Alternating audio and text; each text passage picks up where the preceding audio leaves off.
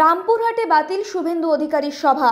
মুখ্যমন্ত্রীর বুলডোজার অভিযান, হকার উচ্ছেদের প্রতিবাদে 3 দিন ধরে বীরভূম রামপুরহাটে বিজেপি ধর্ণা মঞ্চ করে বিক্ষোভ কর্মসূচি চলছিল।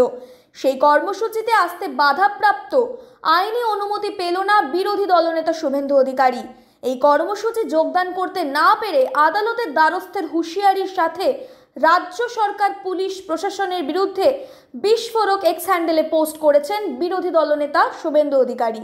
বীরভূম পুলিশের বিরুদ্ধে আদালতের দ্বারস্থ হবেন বলেই জানাচ্ছেন বিরোধী দলনেতা।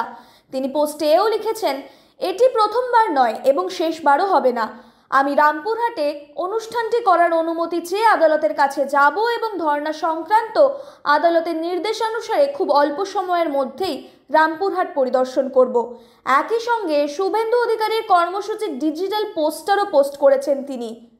বীরভূম জেলার বিজেপি নেতৃত্ব রামপুরহাট এসডিওকে দেওয়া চিঠি সহ রামপুরহাট থানার আইসিকে দেওয়া চিঠিও পোস্ট করেছেন তার এক্স হ্যান্ডেলে। বীরভূম বিজেপি এর কারণে পুলিশ প্রশাসনের উপরে ক্ষোভে পুষছে। এই ষড়যন্ত্রের পেছনে তৃণমূলের ভূমিকা রয়েছে বলেই দাবি জানাচ্ছেন তারা। সভা তো বাতিল হয়নি, সভা তো চলছে, সভা চলবে। শুভেন্দু অধিকারীর বিরুদ্ধে এরা প্রাবন্ধিকতা লাগাচ্ছে। গতকাল বিধানসভার মধ্যে যেভাবে অভব্য আচরণ করেছে, তাহলে যেখানে পারমিশন নাই সেখানে এলে কি ধরনের আচরণ করতে পারে আপনারা নিশ্চিতভাবে গেজ করতে পারছেন। এরা পুলিশের একটা অংশ ভালো আছে, শুভেন্দুদা আমাদের বড় নেতা, ওনার কাছে ইন্টারনাল খবর পৌঁছেছে এরা কি করতে চাইছে। স্বাভাবিকভাবে আমরা আমাদের নেতাকে বিব্রত করতে চাই না। আমরা আমাদের কর্মসূচি, আমাদের আওয়াজ, আমাদের আন্দোলন, আমাদের যে বিষয়ের বক্তব্য, সেই বক্তব্য এবং বিষয় আমাদের চলবে। এই আন্দোলন আজকে 5টা পর্যন্ত চলবে, তারপরে আমরা আমাদের আন্দোলনকে ক্ষান্ত করব। শুভেন্দু অধিকারী তো তোমার টুইটার হ্যান্ডেলে কি লিখেছে সেটা আপনারাই জানেন। আমি এখনও টুইটার হ্যান্ডেল দেখিনি, আমি টুইটার তো করি না। কিন্তু আমি মনে করি যে আন্দোলনে শুভেন্দু অধিকারীর সমর্থন আছে এবং গতকালকের পর থেকে যেভাবে পুলিশ শুভেন্দু অধিকারীর পর থেকে লেগেছে, ওনাকে আবার একটা মামলায় জড়ানোর প্ল্যানিং ছিল।